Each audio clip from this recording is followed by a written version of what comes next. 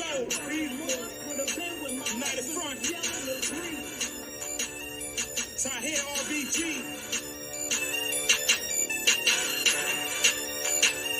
Yeah. Let's go. I can't shake it loose. This the hate produce. I'm here to break the loose and fight the devil. Ain't no truce. Raise it another level. Shame the devil. Say the truth. And look him in his eye when the enemy's facing you. I can't shake it loose. This the hate produce. I'm here to break the loose and fight the devil. Ain't no truce. Raise it another level. Shame the devil. Say the truth. And look him in his eye when the enemy's facing you. You peak, pale skin beast. I hate your red, white, and blue. And cool cut clan sheets. I hate your president, your senate, and your campaign speech. I hate the British and the Romans and the goddamn Greeks. It's no peace, yeah. Moral persuasion doesn't work with Caucasians. You speak this language through violence with guns blazing. So what I'm saying, negotiating with Satan, it's to waste the time. You out your African mind. Gonna make these devils pay for every single crime ever committed. Crackers, you did it, now it's time to die. I spray the ratchet, I bat it, no moving backwards. I'm sending bullets at crackers and all faggots. Forward is the motion. Killing devils on different levels, concocting potions to stop them from encroaching. On our way of life, I got a knife to slit his throat quick. Get my people hyped, cause what I write is always dopeness, focus. I can't shake it loose, this the hate produce. I'm here to break the loose and fight the devil, ain't no truce. Raise it another level, shame the devil, say the truth. And look him in his eye when the enemy's facing you. I can't shake it loose, this the hate produce. I'm here to break the loose and fight the devil, ain't no truce. Raise it another level, shame the devil, say the truth. And look him in his eye when the enemy's facing you. Take a step in my lane, I'm projecting the pain. Visions and pictures in my veins of us tortured and slain. So many sons and daughters slaughtered from known and a name. Bringing my eye to the situation is why I came. I shake every pet nation, gon' exterminate. Marcus Garvey, Mugabe, politic, run them all away. King Pianki type methodology, how to God slay. Try life and I don't play. Kill these crackers in broad day.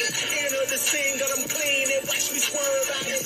Big juju in my pocket, I ain't worried about it. That goes for grown-ups to babies. Salute my Baba Khaled behind it. We solid, I call for balance, it's very valid. Yeah, murder these devils, it's divine order. We opposites, I reject the mixing like oil and water. Africa for Africans, representing them words strong. I say shut them borders down and let us get a purge on. I can't shake it loose, this the hate produce. I'm here to break the loose and fight the devil, ain't no truce. Raise it another level, shame the devil, say the truth.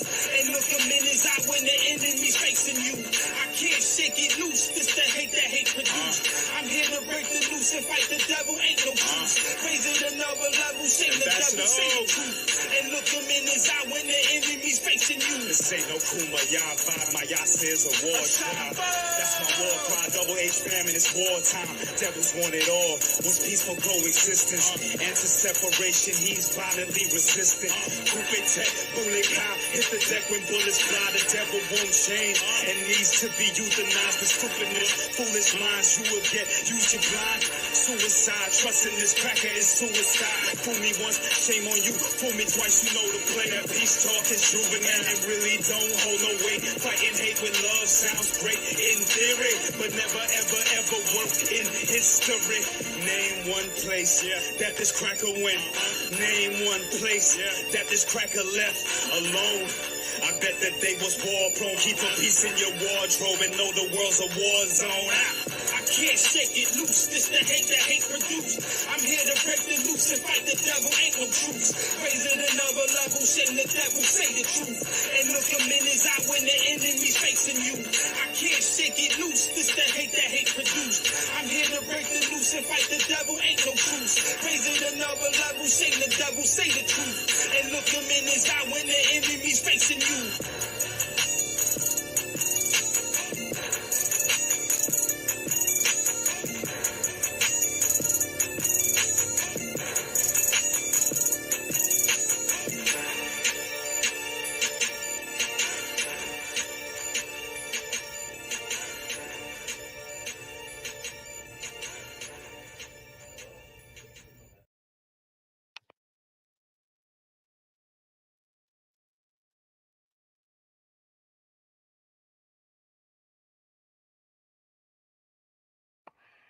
Thank you, family. Welcome to another edition of Thorough Black Talk with your sister Keisha, your brother Tad, your sister Marcia, and your brother Blacksmith on the check-in. We ready to rock. We ready to rock. We missed y'all last week. Brother Tad, what's good?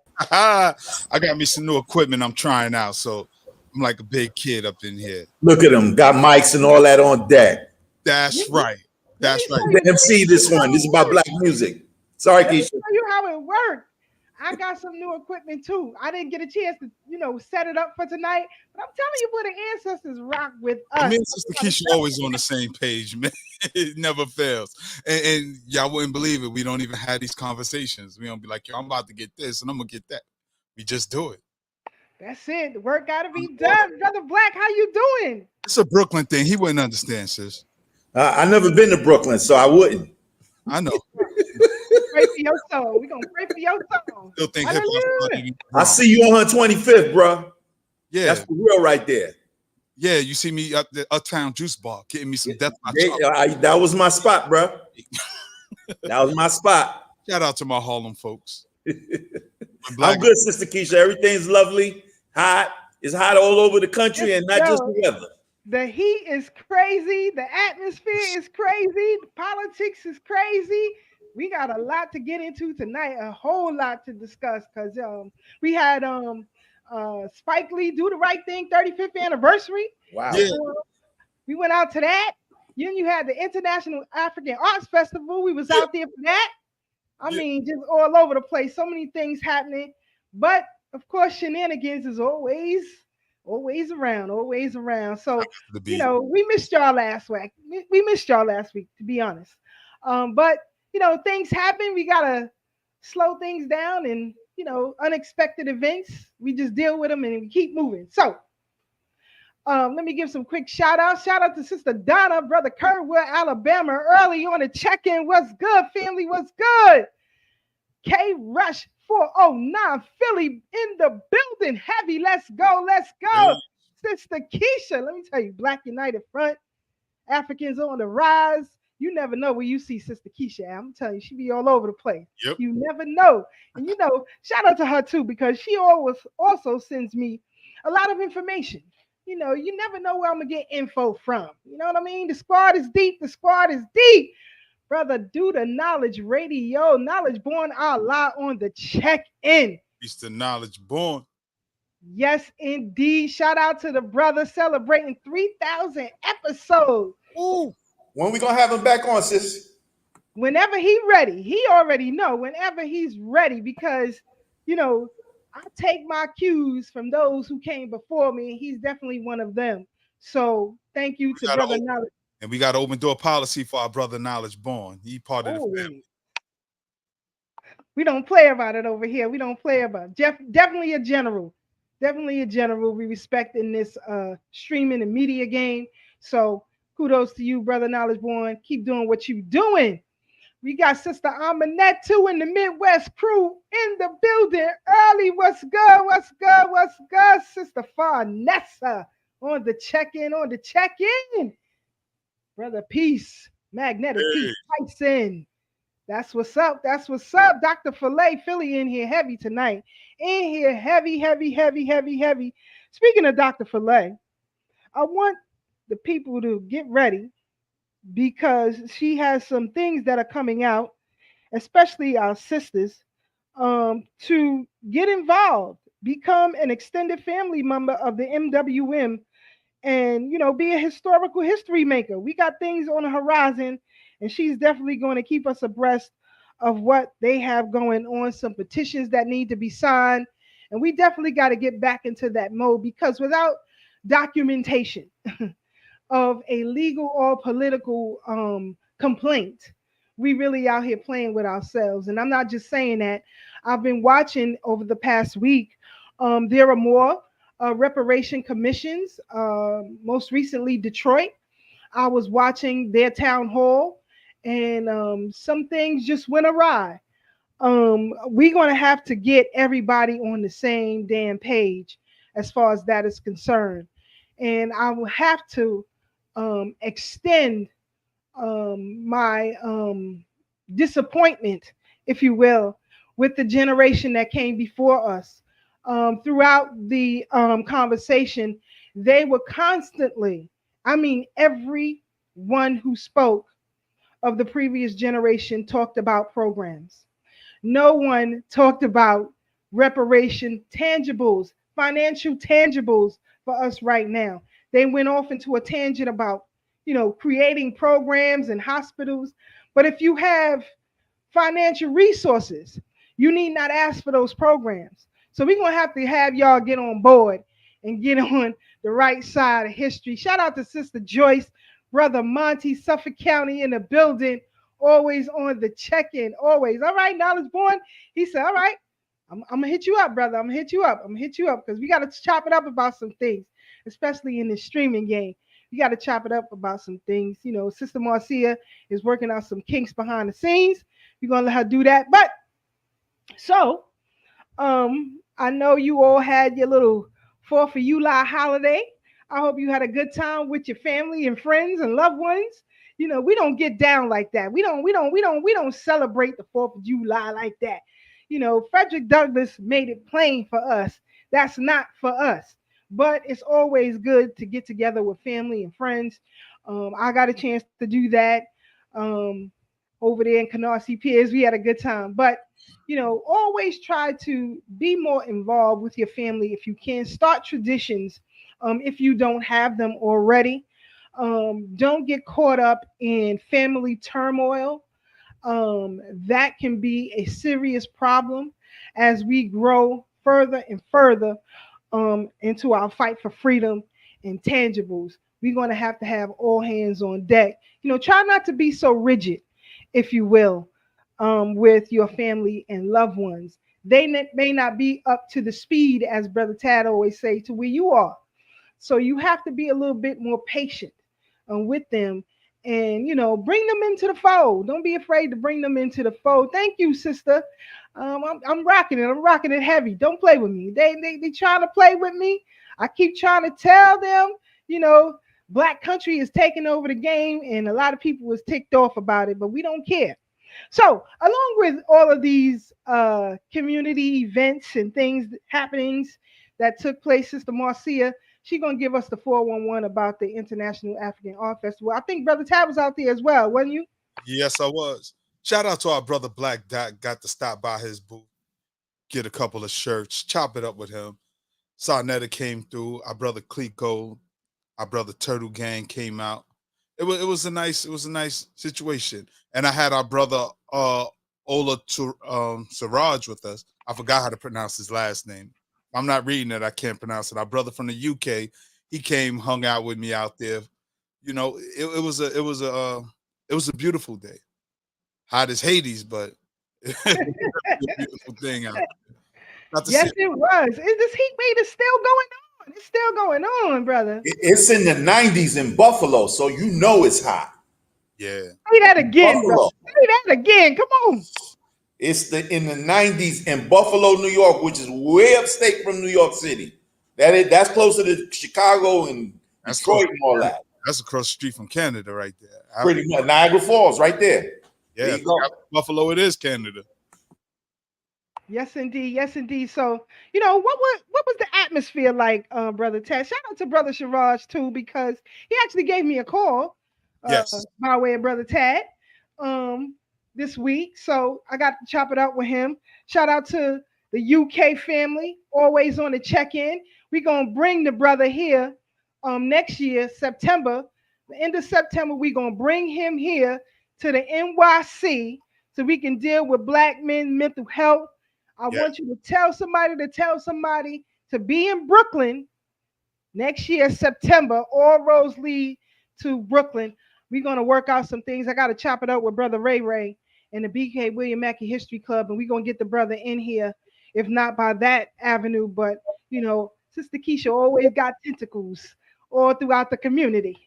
No doubt. We definitely gonna have Dr. Sukiyana come also help. What? Talking mental health, right? Yeah, Dr. Sukiyana. Shout out to Dr. Sukiyana. He was in the building at the African Street Festival. I wish he was in the building at FDMG, but that's another story. Uh, Ah. Is it too early? Yo, Sister Marcia hit me up right away. She said, "Yeah, Dr. Suki is." I'm Is it? telling you, it's crazy. It's crazy. But see, let me tell you something. My ancestors protect me. I'm gonna tell you something. Something happened personally, which prevented me from actually going to meet up with Sister Marcia at the African International African Arts Festival.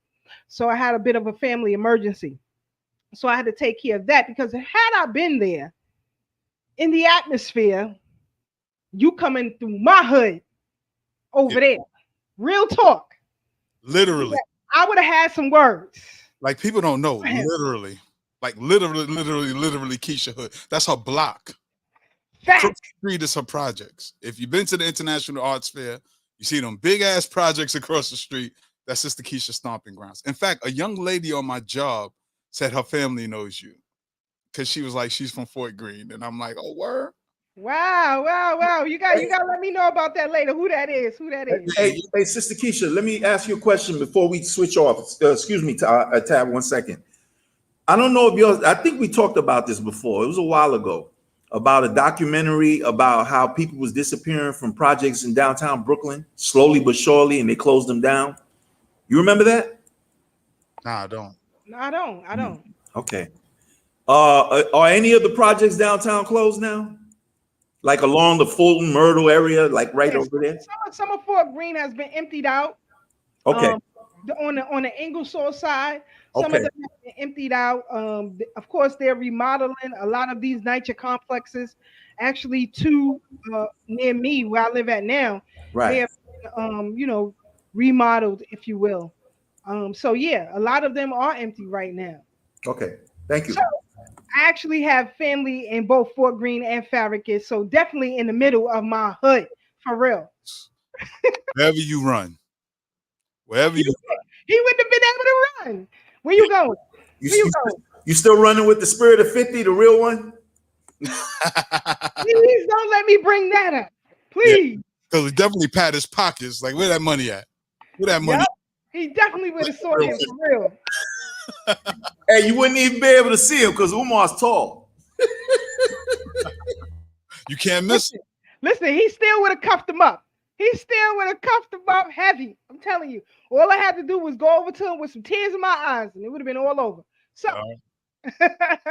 You know, so Sister Keisha, real quick before we move on, yes, and it's sir. funny you say that as you talked about the generations before us that was in the town hall meeting that you viewed online. It's funny how we constantly accept folks who bring harm to the community or exploit the community at minimum, and we still embrace them. We don't hold them accountable. We don't challenge their position. We don't say, look, brother, you can't do it alone. We're insisting that we get involved so we get this thing off the ground because too many people have donated. You know, keep talking about, did you donate? Yeah, I'm tired of donating. I want some results now. That's effective leadership. But for a person to constantly posture themselves, and the elders should know that when a person constantly talk and don't produce, that's called lip service. That's the literal definition of an armchair revolutionary. You could talk a good one, but what are you producing? Who are you working with? Literally, you're working with a bunch of local people, and not to dismiss the people of the community, but nonetheless, they don't have influence, and most of them are following you because they're fans. That's not efficiency. We need efficiency and effectiveness to get this thing done. Other than that, because dude was on the Breakfast Club the other day talking about bunny hopping, and I don't want to hear about that. Denouncing Kobe and Mike Jordan for bunny hopping, but you naming it after Frederick Douglass. Let's keep it a buck. He bunny hopped in the middle of the revolution. Like, come on, man. What are we really doing? What are we really doing? But that's why we need that drop squad. Those dudes in the full Nelson in the headlock, like, yo, where that money at? We're not playing no more. Everybody exploiting us. And just like chumps, we keep going for it.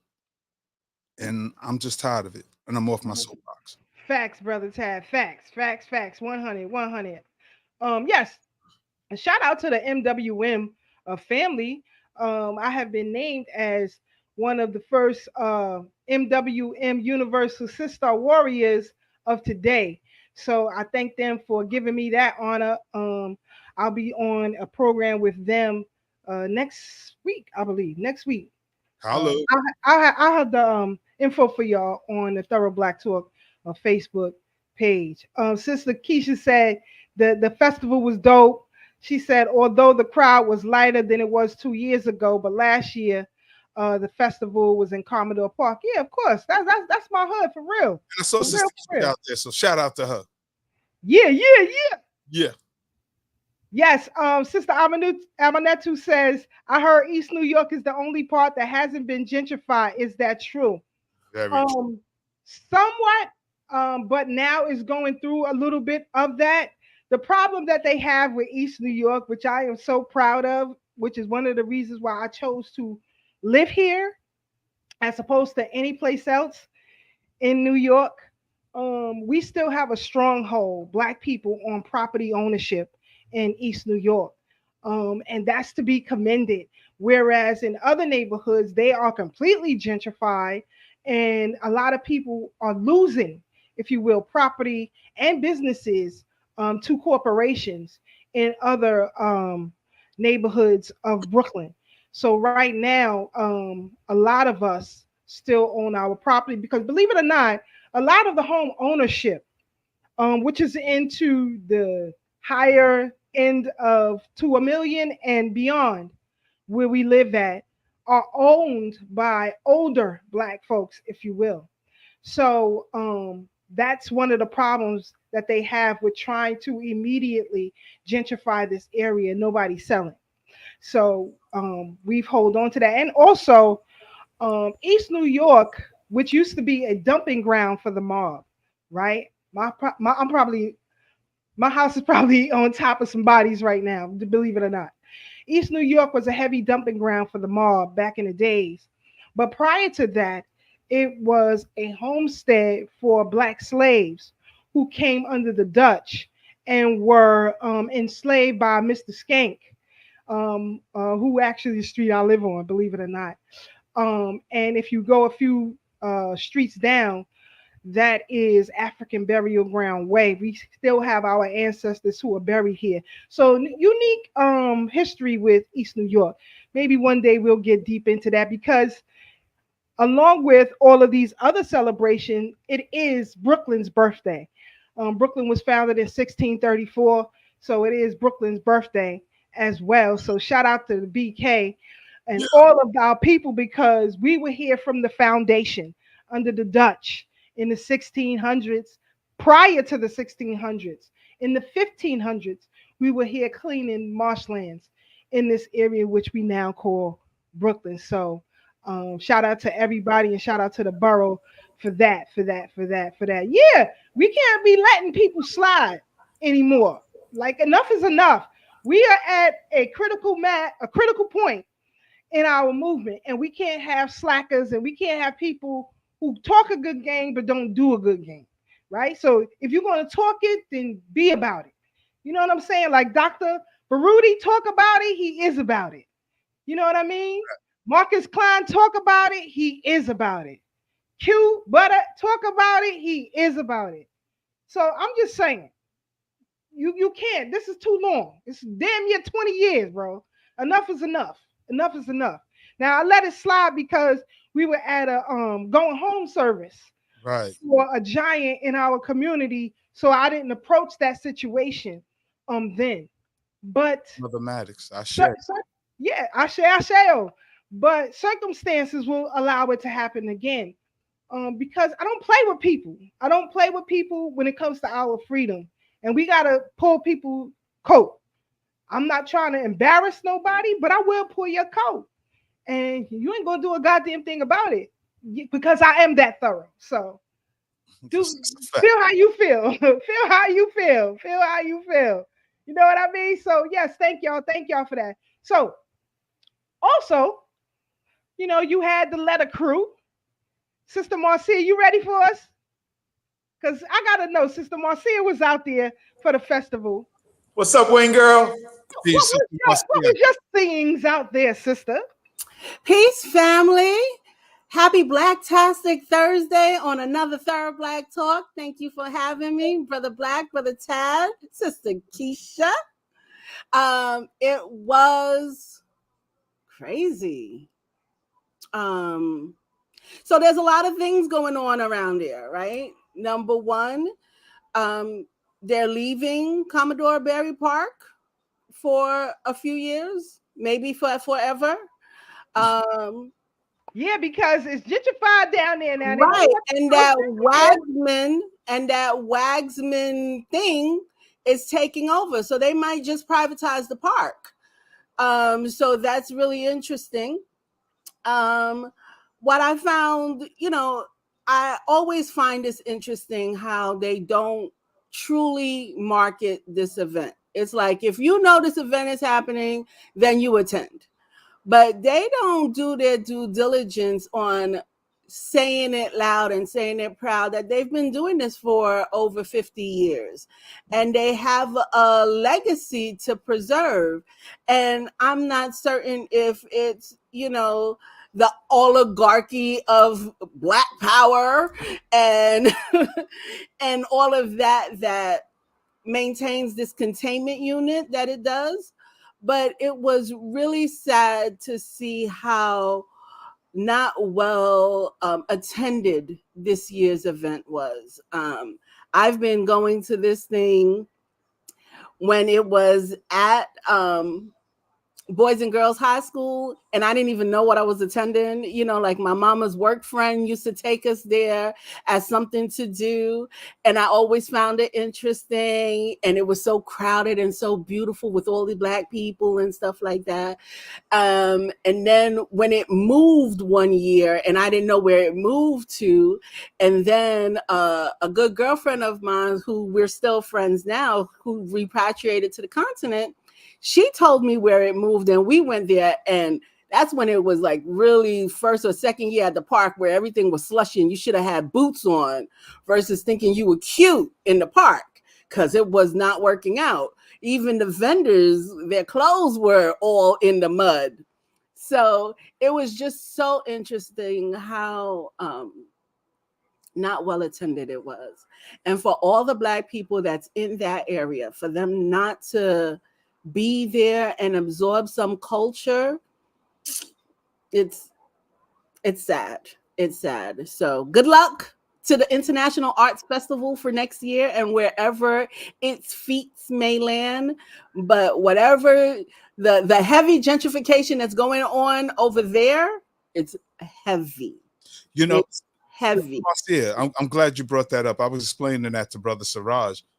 The fact of the matter is that Brooklyn is really becoming gentrified. Absolutely. A lot of our folks are not even in the area to attend. And to your point about promoting, because there was once a point where we had the Black Expo, Sister Circle at Jacob Jaff, where Black folks really came outside to our events. And now it's almost like the folks are really not interested.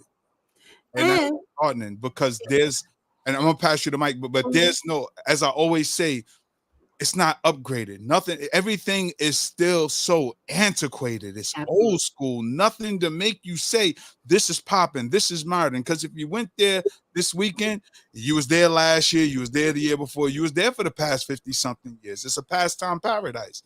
It's good to see all these beautiful Black people, but I can't buy no more dashiki. Okay. I got more dashikis out there. I can't tell you how many African masks I have from the festival and the continent. Like, we need something very, very substantial and tangible. And no disrespect to the artists, but we need new artists that people really want to come out and see. Not your homeboy because he plays the drums or somebody you know across the country that plays the horn. And no knock to them, but what's the allure to come? Like, really, we're in the year 2024. And people to that point, they were saying that, it's really hard to recruit artists because it is a free event to the community. They're only asking for donations. Right. You can gift whatever you want. Now, if you want to gift heavy, you gift heavy. And if you don't, you gift a dime. They're not going to turn you down. Sis, They're not supposed to turn you down. It should be free, right? And they don't. I put my couple of dollars in because I see Okay. it. But look at all them vendors and what the vendors have to pay. Well, then that's a different level of conversation, because Right. remember, Well, there's a sector of vendors that wasn't there that we're used to seeing. Like my mama comes out for the African holistic folks. and We none got there, and my mama was like, "Wait, I'm Where not they getting my massage. I'm not getting my feet Massage. done." But I'm like, I had to call them like, "Yo, sis, Shout brother, out where to you Omaha. at?" And so granted, yes, there's vendor fees and stuff like that, but vendors ain't made no money. Right, but I that's just my didn't point. make their money back. That's my point. But the event makes money. It's I, well, it's a you, free event, but you know, the vendors pass those charges on to us. right. But what I'm going to say is I can't count dollars because I don't know technical back end. One thing for sure, they have equipment out there. They have technology for that main stage and that small stage. Someone's got to pay for that. I don't know. There's a lot of moving parts that I can't just call it off of face value that, oh, this is paid for. We can't do that because we don't know what all the moving parts are to have a very successful event like I that. agree. And But, you know that's where the problem comes in. We're constantly kept in the dark about things, and things are left to interpretation and assumptions. But when you let's take stocks for example. When you invest in stocks, believe it or not, they have quarterly meetings that you as the stockholder are privy to how much money was made, how much money was spent, profit margins, and all of that. Like that's a real thing. Again, go back to Dr. Sukiana. In our community, there's really no accountability. There's a lot of eloquent lip service. And I'm not counting dollars neither, but I'm from the streets. I know when money's being spent and money's being made because right, you're not putting the barrel outside for $5 and $10 right, at each entrance and right. saying that requested donation is $10. Now I'm not knocking it. This is this is by no stretch of imagination, but this is a conversation that's not being held. This is why people get to do what they do because, like you said, that equipment do cost, right? Right, But right. at the same I time, was as when I was in corporate America, that Mhm. my role, one of my positions was events management. And Mhm. I know the dimes and pennies that need to be accounted for. Then when you want to get an entertainer, that's another dimes and pennies. There's something happening. There's someone not doing their due diligence, and they don't have enough workers, and they want people to work on volunteerism versus on paying people to work, and nobody wants to work that large of event and contribute 6 months of their life to making sure this event is successful for no money. And I'm tired of our community always wanting people, oh, well, Carter G. Woodson said, Wilson, I always get that wrong. Woodson. Thank you. Carter G. Woodson said, take what you learn from corporate, bring it back to your community. But he didn't say never get paid from your community. Right. Corporate paid you. Community needs to pay you too. 100% Like my right. electricity bill, my water bill, my mortgage, whatever needs to get paid needs to get paid.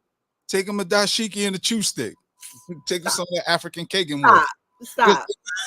No, I mean, you're 100% right. And this is what the problem is because we're supposed to act like we don't see money being exchanged. We're supposed to act like we're supposed to work for free and act like vendors aren't paying $2,000 and $3,000 per spot. Mm-hmm.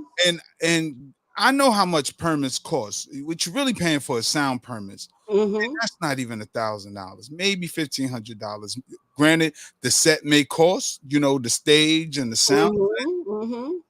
but I'm quite sure that's made up with the everything is, and it is still part of a 5013 at some point. So everything is being fed. The question is, why aren't you promoting this event? Like I went to Philly's Odoon Festival, and I tell you, the streets are packed.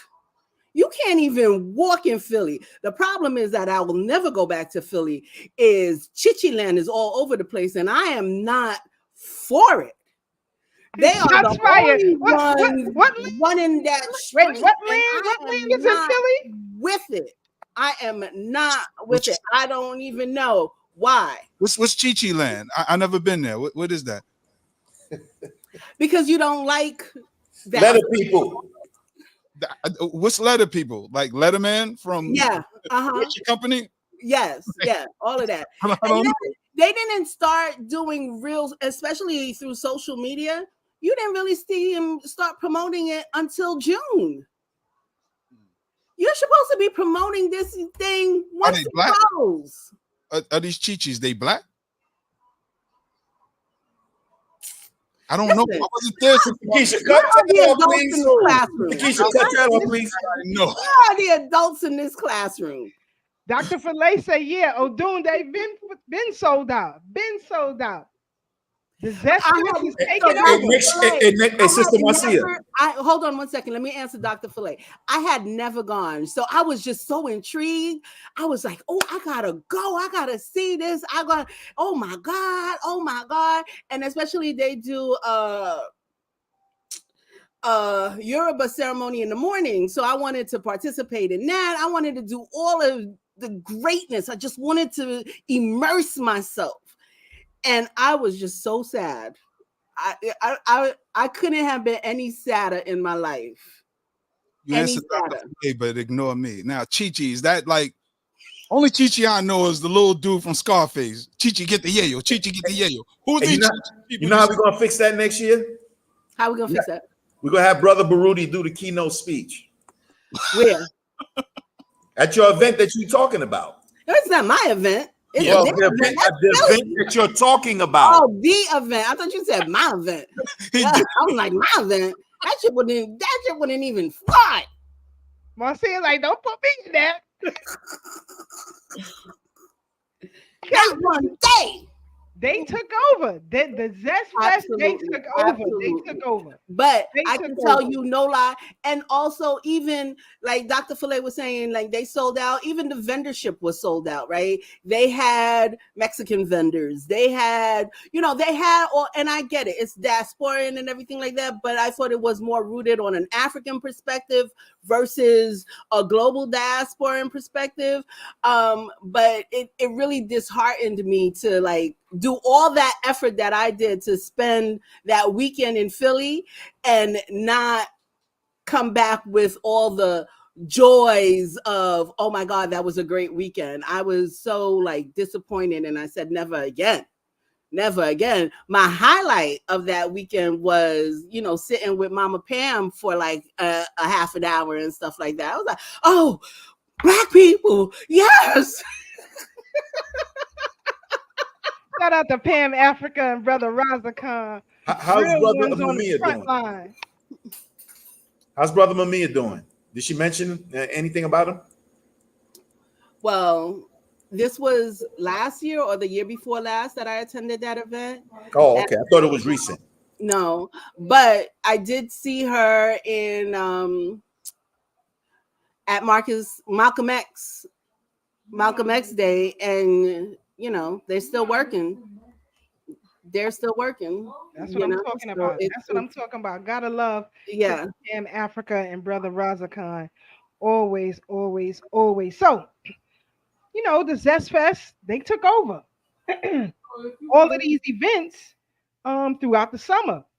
So, of course, some of them were out and about, but I don't know, the Spike Lee Do the Right Thing anniversary was jam packed.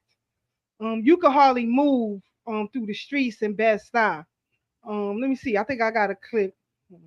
Truly a gamble. Excellence is proven by example. The ladies smile while the body's on shampoo. Back off, but this you can't handle. The rhythm homeboy is definitely weak.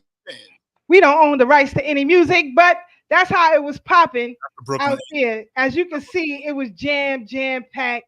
We had them like move inches. It took me about an hour to get off the block. So it was jam packed out there. Since what time you left? I left, I don't know, like about 5 something, because then we went downtown to South get to Slope. the east.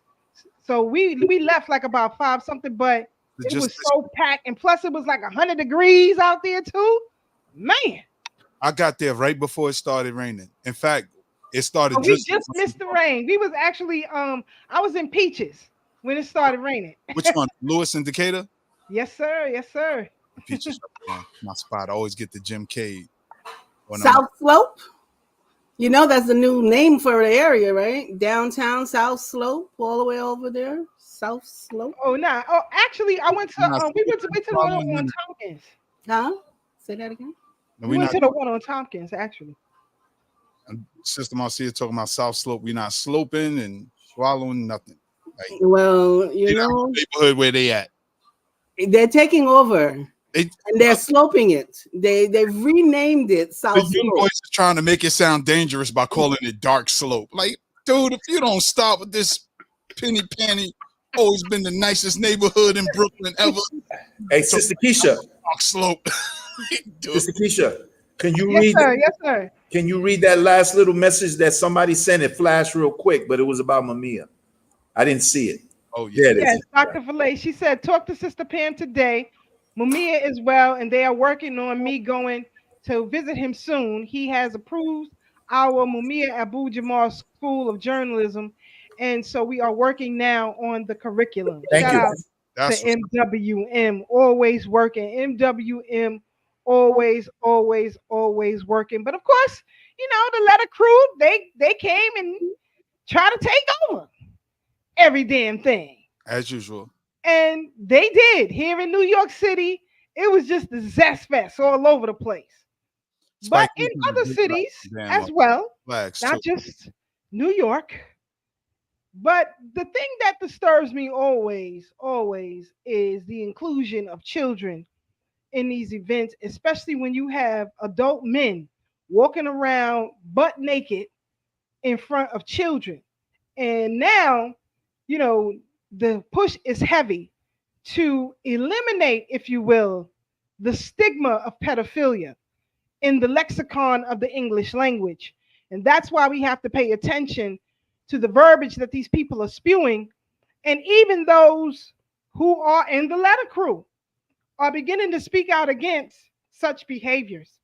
But we're going to play a couple of clips and we're going to come right back and discuss real quick. And then we'll move on to Brother Black's piece. And we got to deal with people still coming for FBAs and Black American music. We definitely got to deal with it. We got to deal with it. But here's some things that have been happening around the country that I want you guys to pay attention to. Here we go.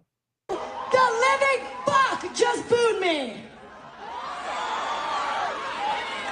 Where the fuck did that come from? During the controversial performance, the dance mom's alum was drinking and touching herself. Respectfully, fuck you. Some parents brought their kids to the event to see the now grown-up child idol, but were reportedly forced to leave because of the inappropriate performance. I literally saw children, like 6 to 8-year-old girls, with their parents in the crowd at this JoJo Siwas show. This idea that parents still seem to have that she's a kid-friendly performer. Not just that, what about the literature that are in our children's libraries in school? Mum and Dad's swinger party. My parents are swingers, just like me. And tonight they're planning a swinger party. Mum went online to find some new friends. They do it like this every weekend.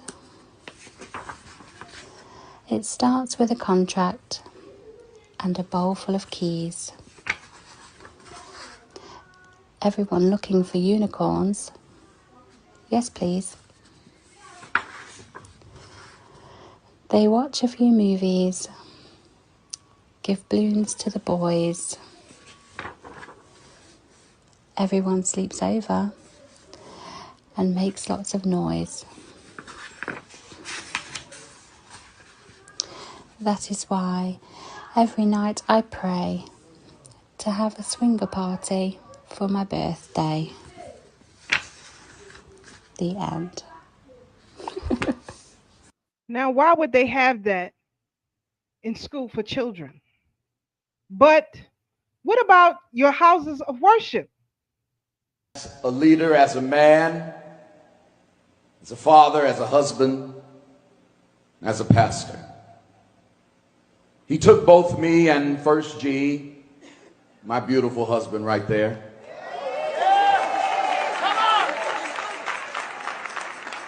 This man is Oliver Clyde Allen, who calls himself a bishop, a member of the Rainbow community, married to a man. You heard him say that he was consecrated into the office of a bishop by Carlton Pearson. I'm not even here as a bishop, though he consecrated me to the office of bishop.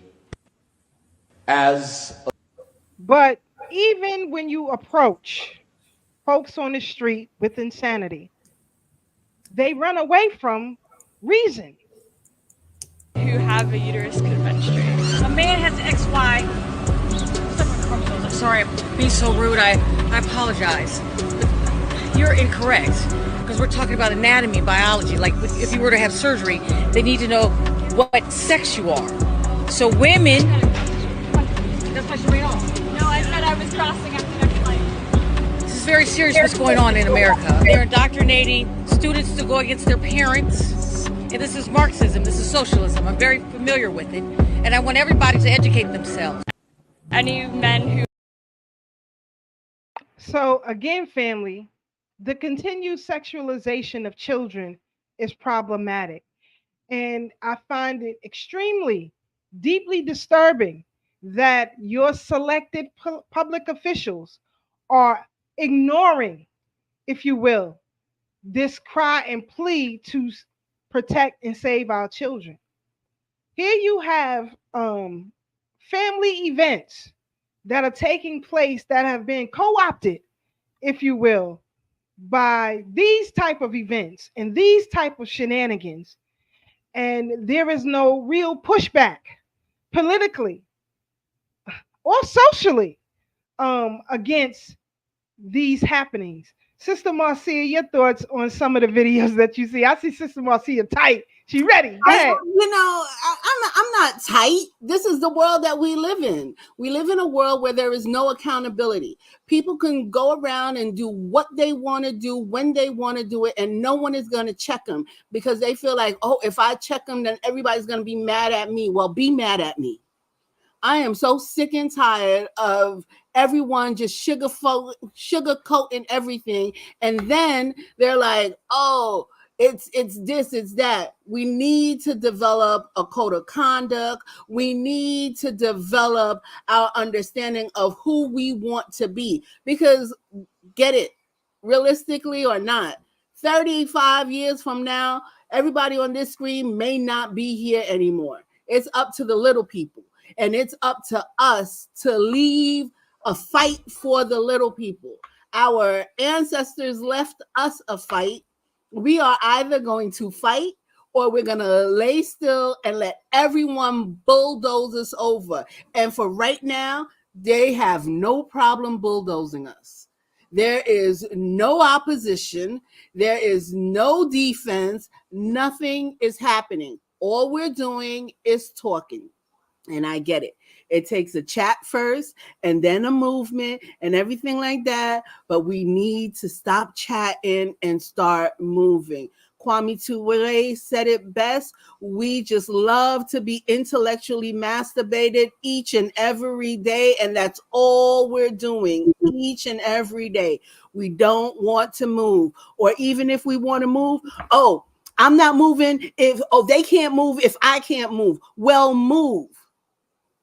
If I find an opportunity for someone to move, you're going to prevent that person to move because you can't move with them? That's not fair. That's not movement. That's not building a community that we need to build. And everybody's like, well, if I can't do it, then they can't do it. And then we're stuck. And then you can't complain in 10 years when you see your own children being stuck. I'm so tired of all of this rigmarole that's going around. And it goes down from simple events to large events to everyday event. Like even with this whole voting thing. Oh, you gotta vote. It's your responsibility to vote. So I go to a restaurant, the food is bad. I pay my bill. Do I have to go back to that same restaurant? Yes or no? Panel? I say yes. I'm agreeing with No. you They, said. they just gonna mess with you, Marcia. Do not let them goat you, all right? Don't let them do it. I'm Hey, not. Don't let them do it. Hey, But- brother Tad, but hold on. Shout out to the Straight Black Pride movement. I was about to go ahead, my sister. It's Straight Black Pride Month. So we got to be the antithesis of what's happening here. Shout out to brother Salih Rowe. He posted this and he says, "Tell me again how homophilia is about love and tolerance and acceptance. Why would a bill that that legally alleviates pedophilic activity from a misdemeanor to a felony incur such defense outrage against the alphabets?" I mean, after all, the two, pedophilia and homophilia, are connected, are unconnected, right? No, they're not unconnected. He's saying they are connected. We try to separate it, but you can't separate it. This is the movement to eventually legalize the assault on children, the attack on the family structure. And we've had many scholars to come out and tell us this before. And we had activists in 1965 of what's happening right now. This is wild. You have to see this. If I were the Prince of Darkness, I'd want to engulf the whole world in darkness, and I'd have a third of its real estate and 4/5 of its population, but I wouldn't be happy until I had seized the ripest apple on the tree. So I'd set about, however necessary, to take over the United States. I'd subvert the churches first. I'd begin with a campaign of whispers. With the wisdom of a serpent, I would whisper to you as I whispered to Eve, do as you please. To the young, I would whisper that the Bible is a myth. I would convince them that man created God instead of the other way around. I would confide that what's bad is good and what's good is square. And the old I would teach to pray after me, Our Father, which art in Washington. And then I'd get organized. I'd educate authors in how to make lurid literature exciting so that anything else would appear dull and uninteresting. I'd threaten TV with dirtier movies and vice versa. I'd peddle narcotics to whom I could. I'd sell alcohol to ladies and gentlemen of distinction. I'd tranquilize the rest with pills. If I were the devil, I'd soon have families at war with themselves, churches at war with themselves, and nations at war with themselves, until each in its turn was consumed. And with promises of higher ratings, I'd have mesmerizing media fanning the flames. And that's where we're at right now, family. This is exactly where we're at. This is exactly where we're at. It's crazy. Brother Ty, your thoughts on those clips and, Brother Salih Rose post. Shout out to our brother Salih up in Boston and the whole Straight Black Pride movement, the Irritated Genie, our brother Conrad, and all the rest of the family that rocks out because, like I always said, it's more than a movement, it's a lifestyle. It is a lifestyle. And these people are forcing their death styles on us. If we're not holding our children sacred, nothing is sacred to us. And this is so unfortunate. The first clip, I don't know why parents think it's cool to let their children follow celebrities when parents should be the role models. You should be the moral compass for your children. In this new millennium, we should already understand what Hollywood is all about and the agenda and the propaganda they're trying to push. Anybody that's old enough to have children should already be familiar. I'm talking about whether you're a teenage parent or you somebody in your 30s having your first child.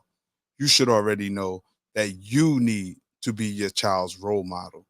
Because I think most of us who are parents realize that after we have children, we grow, we become more socially responsible, we become more family centered and realize that every decision we make affects someone outside of us that we hold dear and important to us. I would like to think.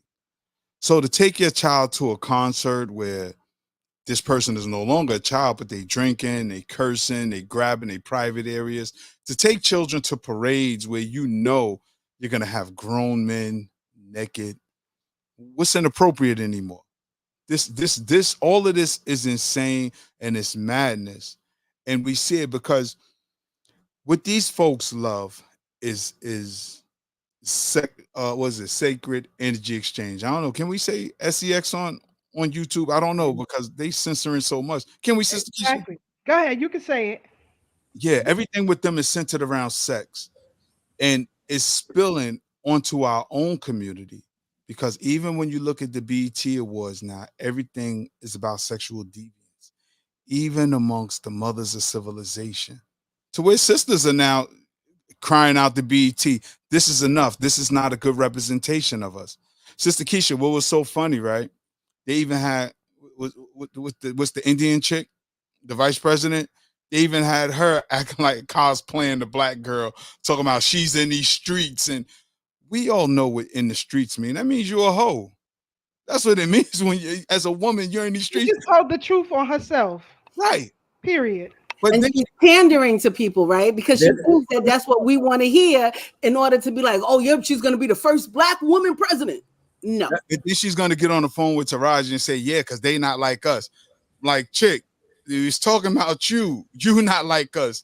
Y'all mixed people who are trying to claim blackness. Y'all are not like us. Cut it out. Please stop. Stop. But our folks are so confused. And this is why I always talk about power. Power. You have to have the power to shape your own reality, regardless of what everybody else is doing. You have to know that you have the same divinity as anybody else you looking up to, and you can literally shape your reality. First, you have to shape your mind. Question, who are you listening to? Who is your sphere of influence? And why are you listening to them? Why do you follow them? What value do you get out of it? And then you can start making headway into moving in the right direction. Say, yo, this doesn't serve me. The end game for this doesn't look profitable to me. So let me switch gears and go another direction. Our folks are dumbing out. Years ago, Sister Keisha, we was talking about this whole alphabet soup thing, saying it was a gateway to pedophilia. Like through the study of the straight black pride movement, we really delve deep into this as a tentacle, as Dr. Francis Cress Welsing talked about the 9 areas of human activity. And we just picked apart the sexual aspect of it. And as you dive deeper, you realize this is a deep rabbit hole, a cesspool of degeneracy, as we see with the children's books of My Parents Are Swingers. Taking a word like that, interpreted in the child's mind, making it innocent, but at the same token, introducing and planting seeds of perversion to the children as swingers. So the children will come to school, oh, I'm a swinger, and teacher be bugged out. We seen it with the young sister who was trying to teach dance class, and all the little 3 and 4-year-old children wanted to hear Sexy Red. This is not the standard of black womanhood. We need to bring back class and femininity for black women. And I'm charging our sisters just like I'm charging the brothers. We have to stop co-signing and supporting foolishness. We just have to, because we a critical mass right now. Granted, my children are grown, but I have to be mindful of my grandchildren. And I'm glad that my children was introduced to this information early so that they can be a gate around the sanity of my grandchildren, because everybody see this is insanity. We keep talking about going to war with other countries who are literally laughing at us. We don't want no beef with nobody. We don't want no smoke with China. We don't want no smoke with Russia, because the men who's supposed to be on the front line is putting on lipstick and sundresses. Sister Keisha, I don't know if you saw it at the Spike Lee joint on my way there. It's grown Urugos, of course, grown ass Urugos, beards like ZZ Top, running around with sundresses on. I'm like, yo, Yes. it's just straight foolishness out here. And it's so crazy that this is now normal. This insanity is now normal. In fact, I did an application at work the other day, and they ask you, do you go by a different pronoun, and do you have a name you want to use other than your given name? And this grown man said he wants to be called mama. Not calling no grown man mama. I'm sorry. I'm just not doing that. Fire me, lock me up.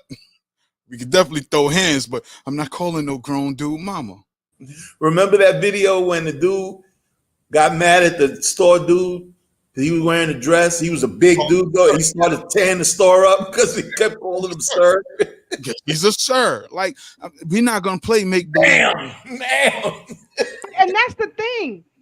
We are allowing via your vote. This is why I say, voters, you have to be more responsible in your actions, because it's you who give politicians legal license to do these things in your name.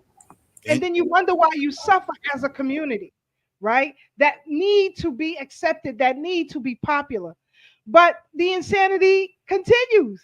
Let's look at these and we'll come right back and get into it. Hold on, family. Do you realize you were part of this? I was about 12 or 13, I believe. Absolutely not. You are not about to tell me that you were that young knowing you wanted to put all that on. And if you did, how did you even know what that stuff was? When did you realize? This is the neighborhood, and you are not welcome. That's why I need to be here.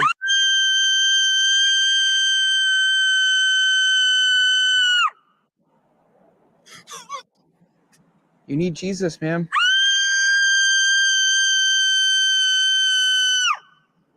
He can save you.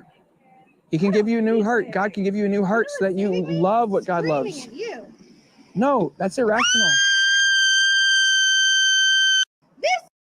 There's the UK Drake. Just like that one.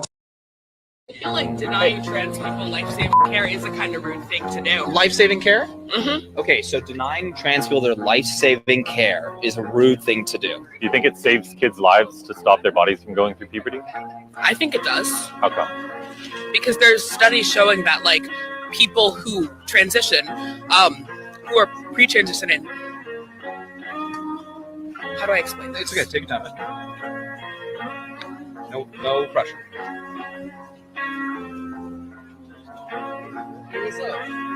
There's studies showing that children who are unable to transition, and keep in mind, most of the time they're not being given hormones at 13. They're given puberty blockers to stop them from going through what they feel is the wrong puberty. And they're experiencing it. I don't want to have this conversation. No. You're onto something. You want him to take it, or? I mean, I'm going to be late to class. I feel like they can't even have a rational conversation or explain their point of view in logic, because they're literally insane. They're insane. There is a mental breakdown and a defect that politics have forced upon society to ignore via the vote. Panel, what y'all think? I think my sisters and brothers are all delusional out here, and they sit there and say, oh, mental health matters and this matters. Well, part of mental health is not living in delusion. And when you have a counselor or a psychiatrist or even a doctor that allows you to go down your own individual rabbit hole of cuckoo for cuckoo birds, then you'll never get to a place where you can be who you want to be. No one is telling you to not be whoever you want to be or whatever you want to be. You want to be a rabbit? You could be a rabbit when you are old enough to become a rabbit. But as long as I got to feed you, I am not feeding you rabbit food. So get your life together, tunnel yourself out of the delusion. And if your counselor can't help you, then I need to find someone to help you get out your delusion. But even still on Capitol Hill, these are the people. This is what goes on Capitol Hill. Here we go. Understand what you mean by it. You've referred to people with a capacity for pregnancy. Would that be women? Many women, cis women, have the capacity for pregnancy. Many cis women do not have the capacity for pregnancy. There are also trans men who are capable of pregnancy, as well as non-binary people who are capable of pregnancy. So this isn't really a women's rights issue. We can recognize that this impacts women while also recognizing that it impacts other groups. Those things are not mutually exclusive, Senator Hawley. Oh, so your view is that the core of this right then is about what? So I want to recognize that your line of questioning is transphobic, and it opens up trans people to violence by not recognizing them. Wow, you're saying that I'm opening up people to violence by asking whether or not women are the folks who can have pregnancies? So I want to note that 1 out of 5 transgender persons have attempted suicide.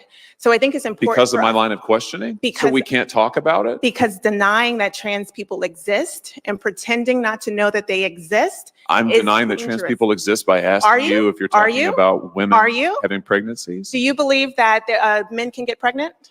No, I don't think women can get So you are pregnant. denying that trans people exist? And that leads to violence? Is this how you run your classroom? Are students allowed to question you? Or are they also treated like this? Where No, they're they're told allowed that to they're question. opening up people to violence? We have a good by time in my questioning. class. You should join. I bet. You might learn a lot.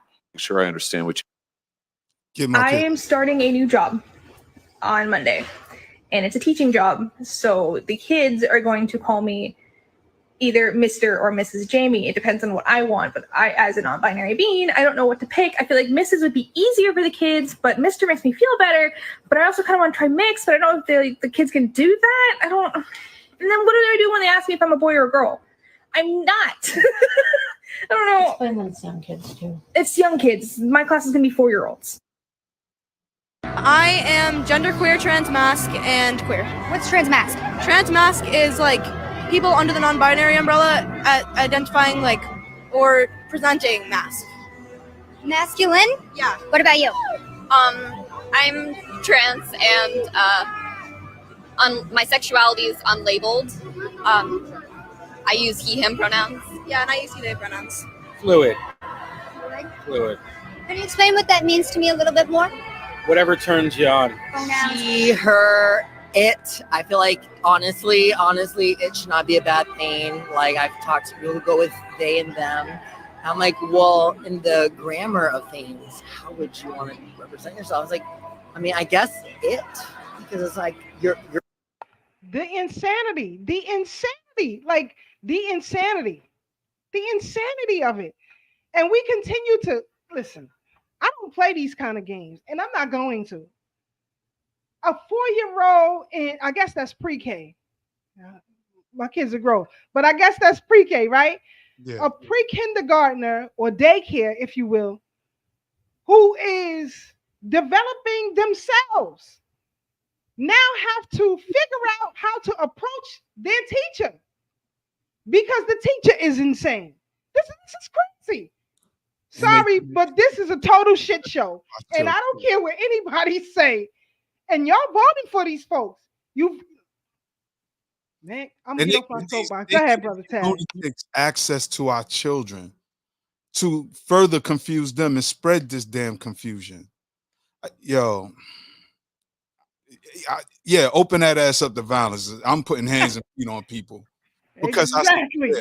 If you confuse my grandchild if you want to. If my grandchild come, my teacher, is it Mr. and Mr.? Depends on Wednesdays, I think they want to be she, and on Fridays it's he. And these insane people got access to our children who don't see a problem with pedophilia. Walking into the school first day, hi. And this is what Dr. Bye. I'm out of here. And this look, is what parents need to do. And this is why I'm mad at Dr. Sukiana, because the idea is great. It's great. And we invested in it and you didn't deliver. And we at critical effing mass right now. It's coming. It's coming. You know, I got to get permits. I got to get this. I got to get that. It's coming. It's coming. Don't worry, Brother Tad. It's coming. Well, the way I look at all this is like this. If we were as serious as a people as we say we would already been fueled. It's 5 years past already, in my opinion. We already been fueled to start like homeschools, even if you're teaching 3 or 4 kids a week in your house. 10 years. Forget about all that, because we looking when we have these arguments, we're looking to change this system that's been crazy from day one. Say it again. So if we looking to change the system that's been crazy since day one, then we the fools. That's what Malcolm said. That's Only what we are. Enemies children. We are a bunch of fools, and we don't want to. I'm not gonna be afraid to say that the community doesn't want to do the work that it takes.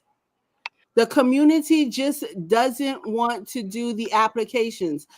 There are pockets of moms and dads out there that are working. But when we're talking about moving, the community doesn't want to move. I'd rather you do the work and I'll sit back.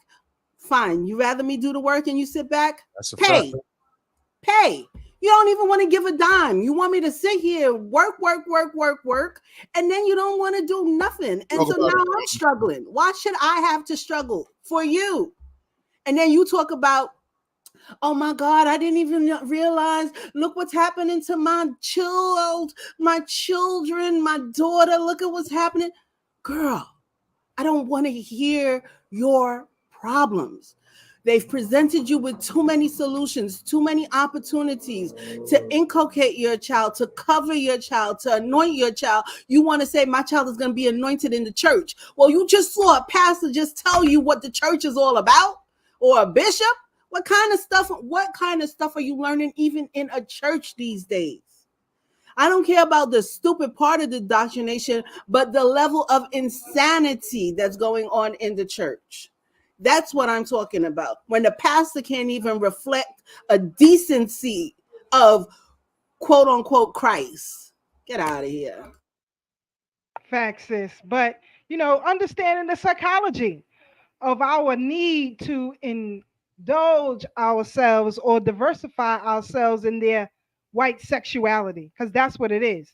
So let's listen to Dr. Nelly Fuller Jr. talk about it. The white supremacists will run that through the computer. Well, yesterday we had 18 classifications of sexuality that we're going to spread among the black people to improve their conditions. And you say, okay, what's the projection for next year? Well, we got 18 now. Next year, the projection is 52. 52 different types of sexuality to choose from for you black people. And you say, well, why are you doing this, sir? Well, it's going to improve things for you. You black people want to be improved, don't you? All right. Well, get on board with this. Listen to me. All right. You need to diversify your sexuality. I mean, it's something incorrect. Your sexuality is too limited. You talk about some male-female mess. I mean, well, you need to kind of branch out a little bit. I mean, all you ignorant black people all over the world talking about some male-female. Male with female? Are you crazy? No. Well, sir, out of all due regard, what should a male do? He's got a phallus, and the female has a vagina. Well, I'll tell you what. The white anus is the new black vagina. How about that, boy? Wow. Sir, what are you saying? That's right. And the holy grail of all sexuality, as always, all you dumb, ignorant black people, the holy grail of all sexuality is what? The white female vagina. Black female vaginas are obsolete, boy. Have you heard? And you say, no, I haven't heard that, sir. Well, you just heard it now from me. And when I speak, that's God talking, right, boy?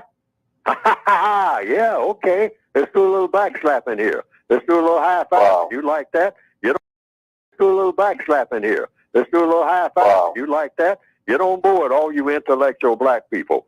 We are going to disperse sexuality into thousands of different types of sexuality if we can get you to buy into it, to get you away from what? That black male with that black female. That's what. Because eventually that's what we're going to have to keep doing. We're going to have to make it real uncomfortable for that black female to be around a black male at all and having these little black offspring forever that's making problems for us that we're getting to the place we can't govern. So we got to disperse your sexuality where you will trade in all your sexuality for some fancy bling bling around your neck. And you got no phallus at all because I cut it out like I did back in the days when I used to hang you black people up on a tree and cast. Now I call it not cast. Shout out to Dr. Nelly Fuller Jr. if you don't know, you should know. If you can, I know Brother Tad probably got the book closer than I do. My Yes, library is over there. one I can't second. get up, but I'm sure Brother Tad will get the book in a minute. But No, definitely, he explains perfectly what the political structure of white supremacy is doing to you. What's the name of the book, Brother Tad? The United Independent Compensatory Code System and Context. A textbook, workbook for thought, speech, and or action for victims of racism, white supremacy. You know, that is one of the best books and craziest books I've ever read because it says the same thing 100 times over and over to drill the concept in your head. There are 9 areas of activities in that book. And in those areas of activities, he breaks it down and he tells you the same thing over and over again for maybe about 40 pages. 40 pages.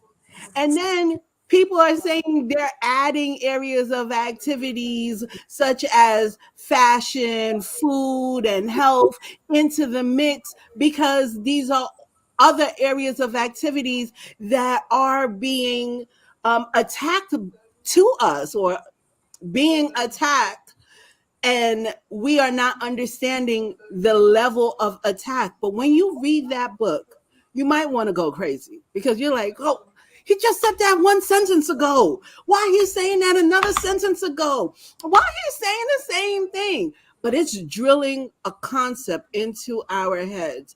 And if anything, if anyone that really wants to, build organization, and you find an area like Brother Tad was saying that,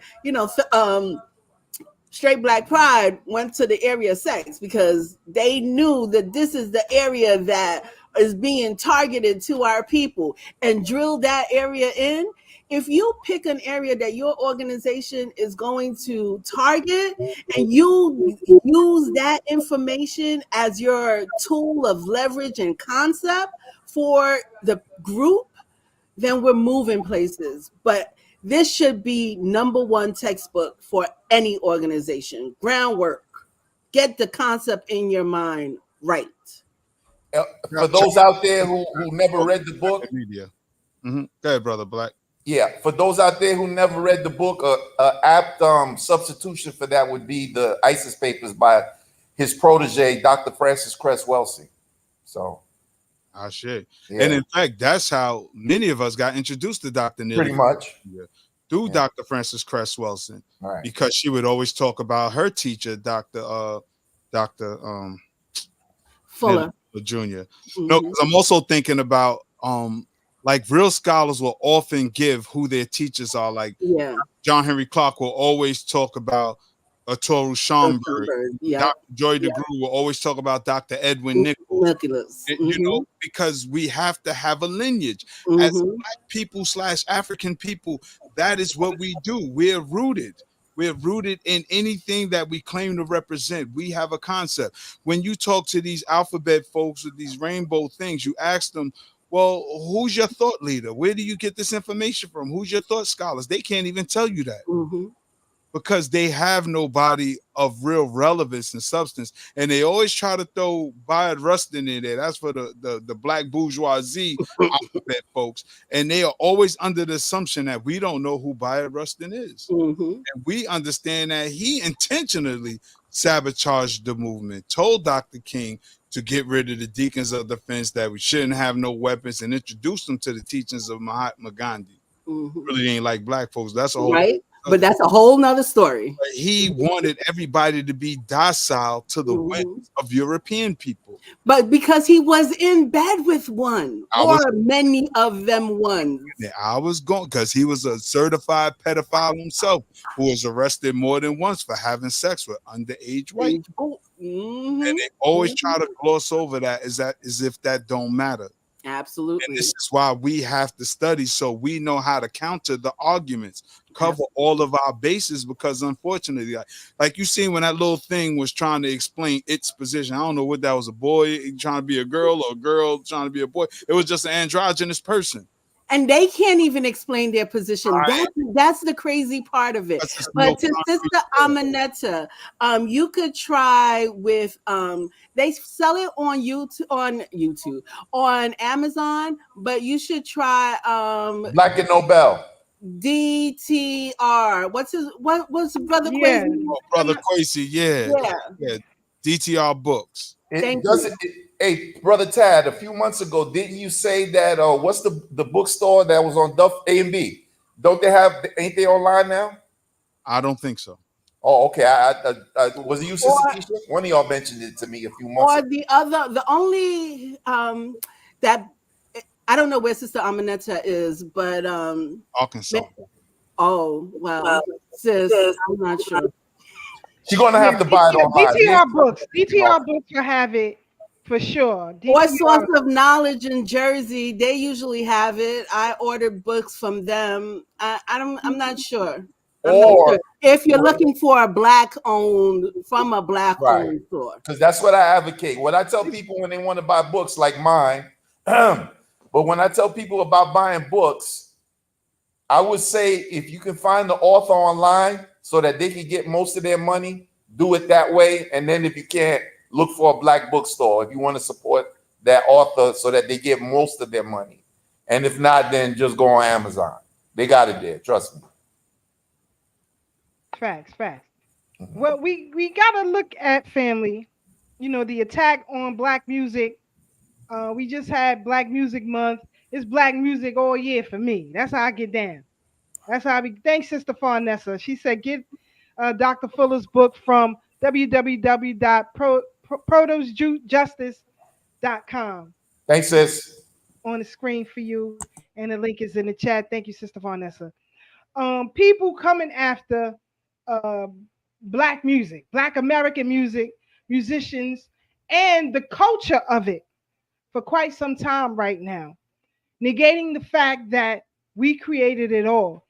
And I did a lecture at the BK William Mackey History Club on the rise of black country music. And one of the things that I talked about was how our music became labeled and how black musicians of the past rejected those labels. There are interviews online, and I'll probably find one before today is out, of Miles Davis giving several interviews where he despised the label of jazz because it pigeonholes our music, because we transcend labels, right? They put labels and categories on it so that they can market it, control it, and profit from it, right? That's what they did. And I remember hearing interviews with Muddy Waters, who is a blues legend, but he too rejected that title. So, and that's a whole nother story. But anyway, I want to play this clip of Akon in an interview talking about black music, and we'll come back and we'll discuss it. Hold on, family. So to see someone so young with such good stage presence, I was blown away by him. But he's African. Yeah.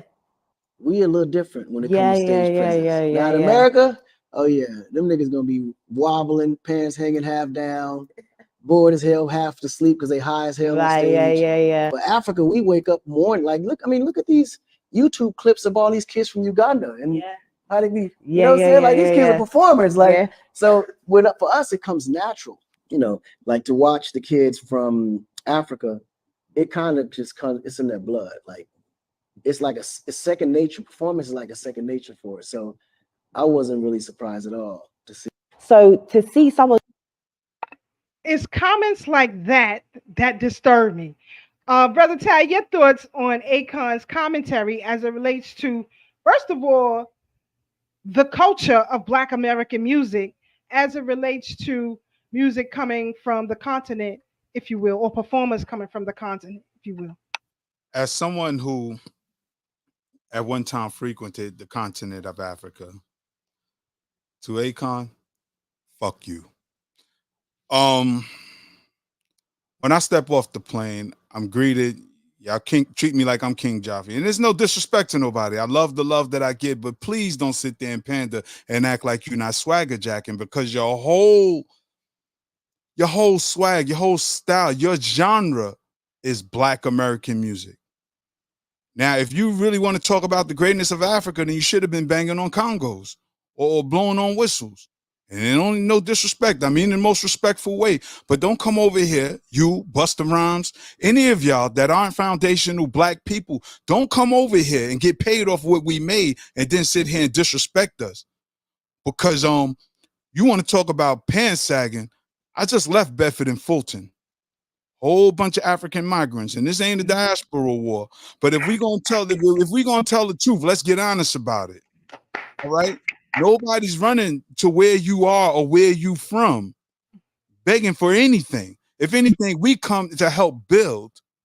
But I see that a lot of things aren't appreciated, because when y'all think people are not watching, y'all tell how y'all really feel. And meanwhile, it's a lot of us Black Americans going back and forth to the continent, taking our resources to help build your nation up, when it's a bunch of y'all with all this money that ain't doing what y'all supposed to do. See, I'm jumping on my soapbox right now because I'm tired of this shit with all of these people. Because we don't get a chance to have an honest conversation face to face, because you hang around a bunch of junkies.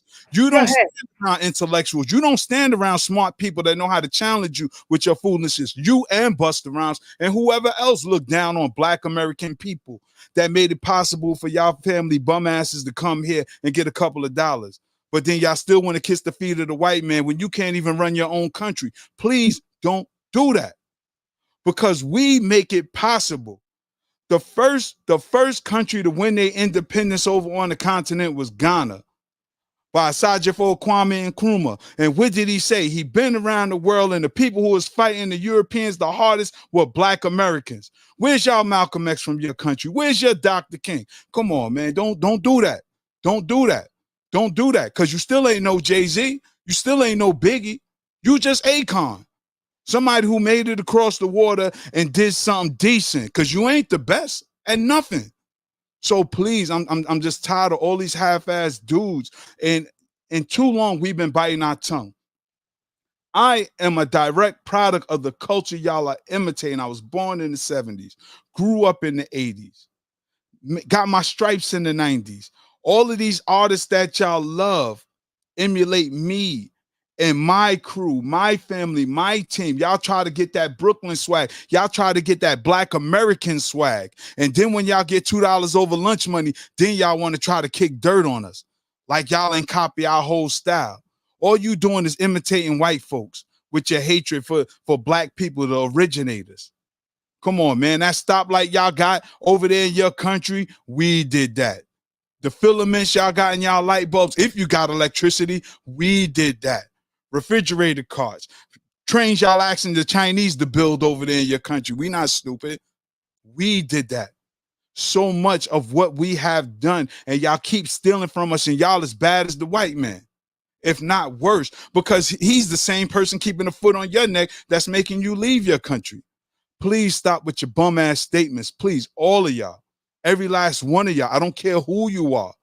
I don't care. Yo, I'm sorry, Sister Keisha, but and it's little tropes like that really gets me, because these people constantly, Black American, when Amadou Diallo got jammed up, we was out there. When Abner Louima got jammed up, we was out there. Black Americans. 100. You don't see y'all community out there. Only ones who come from your community is the immediate family and maybe a cousin or two. But it's Black Americans who always stand up for all of y'all out the diaspora when y'all come here trying to make a better life and realize y'all get treated like niggas too. Please stop it. And I'm off my soapbox. Real talk. More. Real talk, because I've had it with the shenanigans here. I really had it with the shenanigans. Enough is enough. Enough is enough. And it's like a co-opted erasure that is happening here. And as Brother Taz said, I personally, and you all can go to Google, Google John Jay College protest in the 80s and the 90s against apartheid. We were there on the front line. If you watch episodes of A Different World and The Cosby Show. They spoke out against apartheid. Heavy. We all embrace each other, but you cannot condemn what we created. You cannot do that. And we've had enough. Every genre we've created. You don't believe me? Take your asses to the National African American Music Museum in Asheville, Tennessee. Get the book Culture Bandits right there. Tag got it on the screen by Baba Dale Jones. Shout out to Philly. Again, heavy. Michael Jackson, the most popular musician, entertainer on the planet. In history. From the soil right here. We got to stop the shenanigans. We have to stop it. It's like we didn't learn the lessons of the past. These divisive tactics you all didn't know before you came to the shores of this country that was used against you, that forced you out of your nation. We embrace you. We still embrace you. I was about to say still do. If you look at the history from the 1600s, and I'm being kind, from the 1600s in this country, we were the only ones who professed Africa. You got the AME Church. You had African legions. Let me tell you something. Garvey popularized the UNIA when he came to these shores. Sister Minty Maud, she brought in 300,000 members by her goddamn self from these shores. We have to stop this. No more. And I'm proud to see our young people saying, hell no, you will not do that. You will not. Listen, I listen to Black country artists. Y'all know that. One of my favorites is Shabuzi. Shabuzi is Nigerian. What is Shabuzi successful in? Black country music. Look it up. Y'all gonna believe me? He was at the BET Awards. They had Shabuzi there. Stop playing. When we made lanes for everyone, I remember clearly Ramali Graham's father said to us at the Adam Clayton Powell State Building at a press conference, he said, and I quote, when my people came here, we came here to get money. We never wanted to get involved in politics. We never wanted to be involved in social issues. It was about making money for us. But I didn't realize how bad it was for Black people in this country until it happened to my son. Mm-hmm. As Tad said, we were out there heavy for Amadou Diallo. Me, Sister Vera, and Sister Deidre was out there heavy getting signatures in 100-degree weather for Nafisa Diallo. Stop. I got the signed receipt right here in my desk drawer. So don't play these games. Enough is enough. We created every genre, period. Fela Kuti, the original Afro beats man, popularized here. Stop playing. How many persons did he have in Lincoln Center? Y'all gotta stop playing with me. We gotta stop this. No more. No more. And I'm looking forward. Say what you want about Tariq Nasheed. Say what you want. I'm not talking. Listen, we all got our differences here. I'm looking forward to seeing Microphone Check when it come out in the theaters here. I'm going to see it. Matter of fact, we may have a group trip. I'm about to say, yes, we are, sis. We'll have a group outing. Look, we may have a group outing. Sis, we might have to do it like we did Black Panther, just rent the theater out. Facts. We might have to do that. We might have to take over because we got to come out, as Sister Marcia said, when it comes to things for African Americans, people don't come out heavy. As she said, and Sister Keisha said, I wasn't there, and Brother Tad, I wasn't there.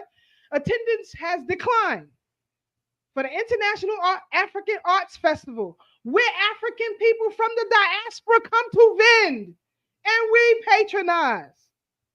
You never hear no promotion about the African American Parade. parade in New York, the way you do the Caribbean Day Parade or the LGBTQ Day Parade. You don't hear the promotion, but there would be none of these parades without African Americans because we started the first one. For our soldiers who fought in the Civil War for our freedom, we started the first African American Day Parade or any other parade for that matter. Memorial Day. Any other parade. We started it first. You all Decorative get the day. day off, Juneteenth, because of our suffrage here. I don't see y'all banging on the white man door saying, no, let me work that day, goddammit. I want to work. Don't get me started. I'm getting hot. I'm going to get off my soapbox. Let my other panelists get in here and express their thoughts. I apologize for that, family. I'm back down. Here we go. Never Sister Marcia, go ahead. Never apologize for speaking the truth. When the truth must be spoken, the ears must listen and be silent. I have nothing to say. As a child of immigrants, it hurts me so bad to hear immigrants or children for immigrants disrespecting the land that they're living on right now. You are here on this land, or you created your funds on this land because, like everyone on this panel has said, your parents couldn't do it on the land that they're from. So to attack them and also to participate in their industry. Brother Akon, you worked in that industry. You were a part of that. You were capitalizing from it. Please don't sit there and act like you're separated from them. Oh, I was better than them. Ain't nobody better when you under capitalist system. We're all struggling. And to do those divisive talks when every Black nation on this planet, on this earth, is in a peril right now, you are, whatever Tad had said to you, I echo that, because it's not fair. It's not fair. So that's that. Brother Blacksmith, any commentary? And if not, we'll move on with you, my brother. I kind of don't pay attention to Akon anymore for a while because it's been set on the queue list since maybe 2018, 17 that he's gone. So that could be a clone for all I'm concerned. I believe that he's no longer here. And every so often they got to make appearances so as to distract us. So I don't get excited about Akon or anything like that. I remember when he first came out and that song, The Ghetto, it had Tupac and Biggie verse on it. That album didn't pop till they put those two verses on it.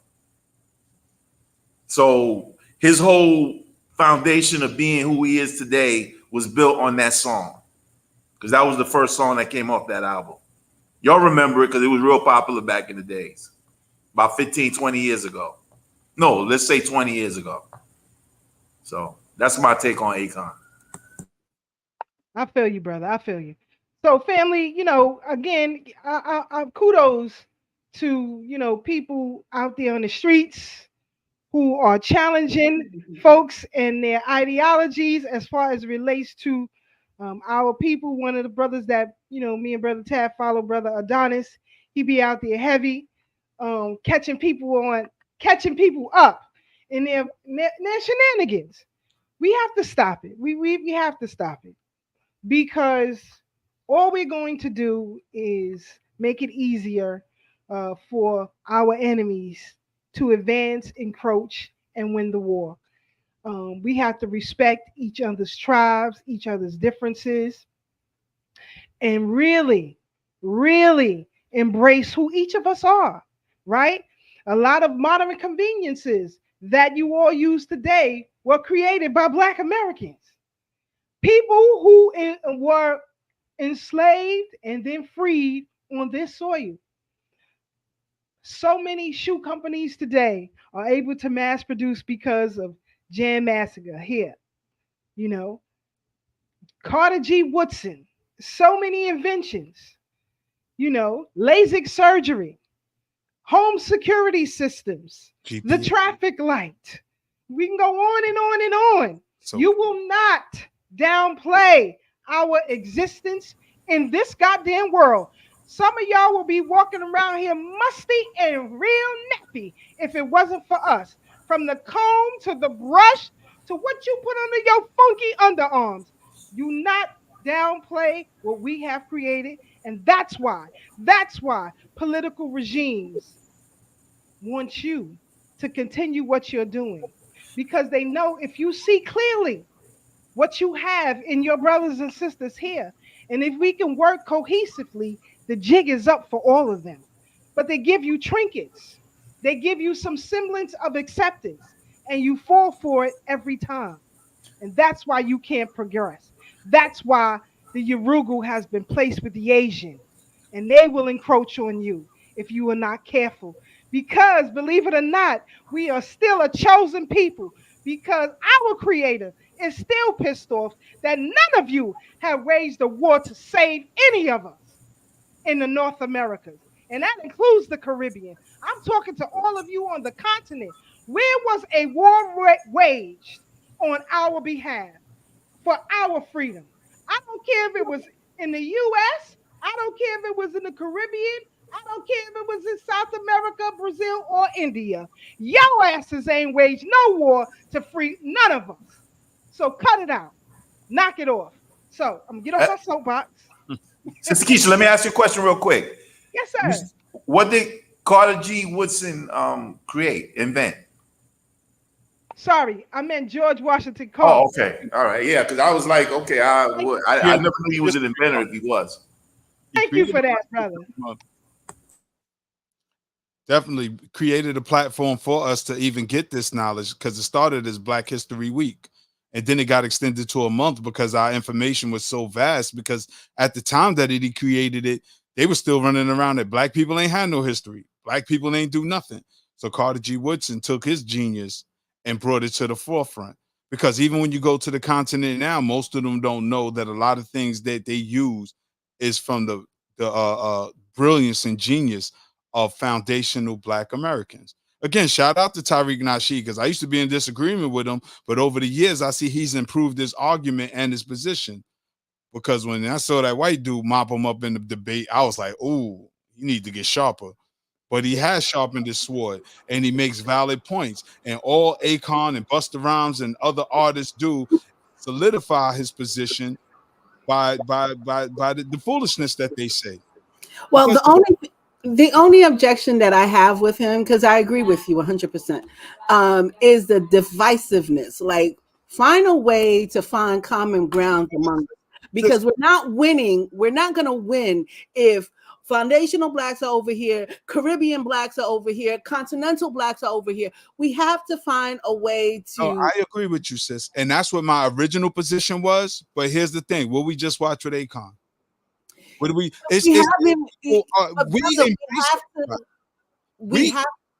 Tariq is not wrong, because unfortunately we embrace everybody, but everybody's rejecting us. They don't want to be around us when they're outnumbered. But the moment, and I'm telling you from personal experience, once folks, whether it's continental Africans or Caribbeans, once they get around their people, they all of a sudden on a high horse and they're and look at you like you crazy. It's like, no, I agree. Listen, I've worked with continental.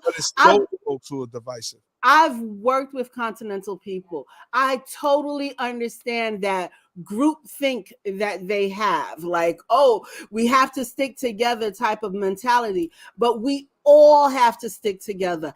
And I don't know how we find that common bridge that, listen, you wouldn't be here if these foundations weren't laid by these folks.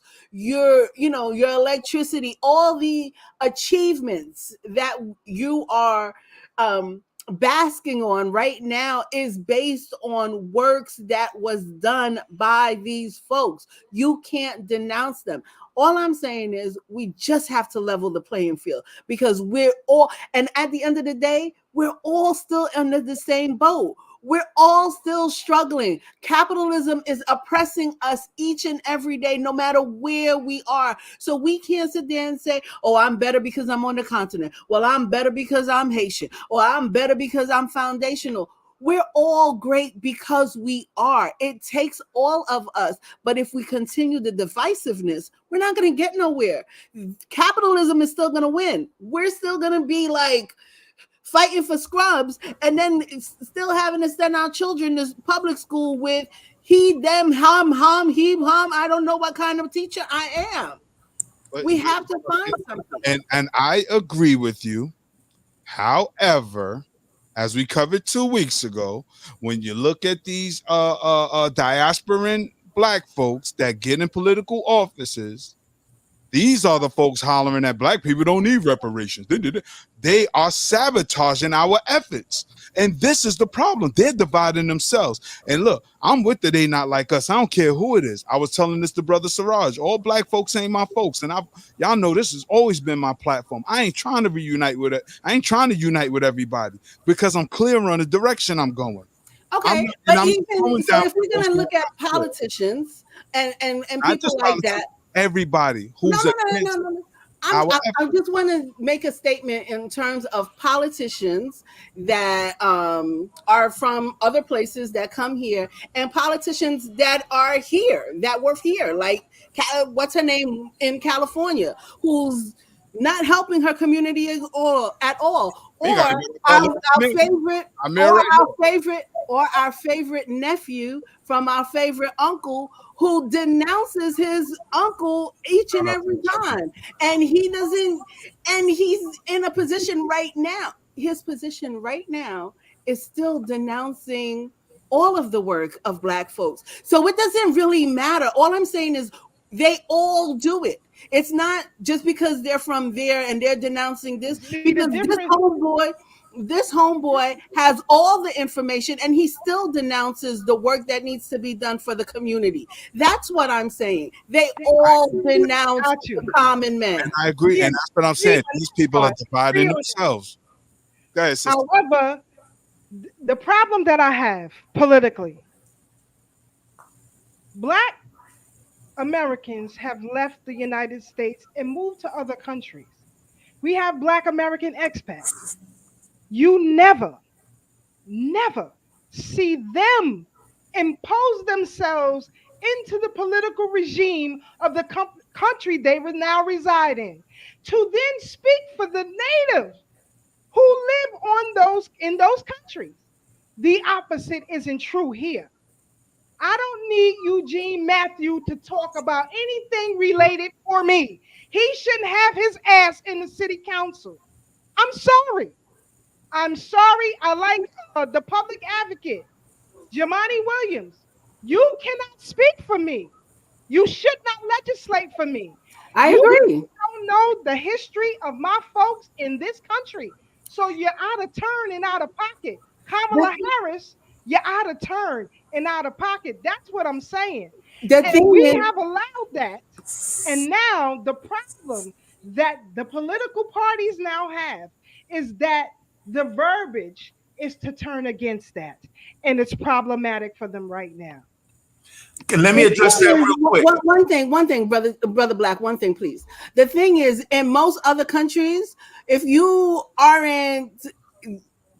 your mother wasn't born in that country, or there's something, because like I, as a Haitian, can't go run in for Haiti's political nothing, right? And Wyclef proved that a few years ago. Right.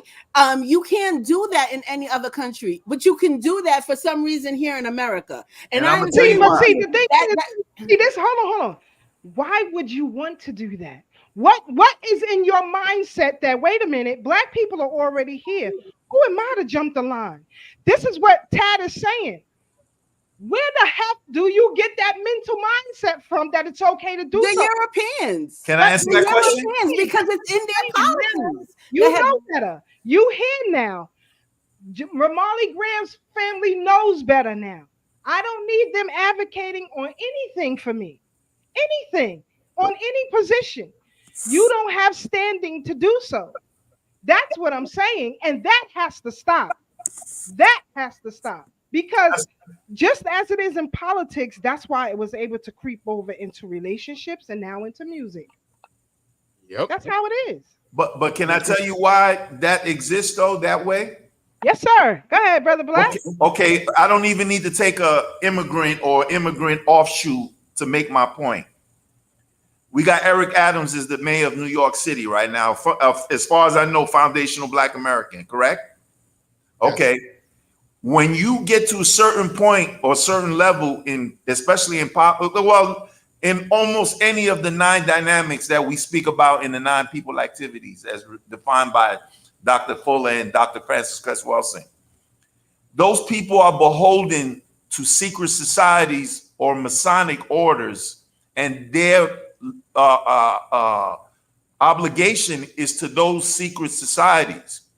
Those people have to actually go through rituals in the synagogues of Satan in order to get those positions and promise their allegiance to Satan.